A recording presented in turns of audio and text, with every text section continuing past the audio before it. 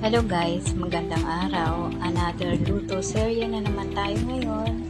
Magluto tayo ng masarap, simple pero healthy na paksiw na tambakol.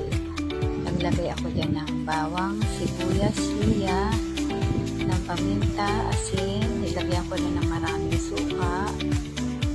Then nilagyan ko rin yan ng siling green, ng tubig, para pakukuluin natin yan, palalambutin. Naglagay din ako ng pangpalasa dyan, yung granules, liquid seasoning.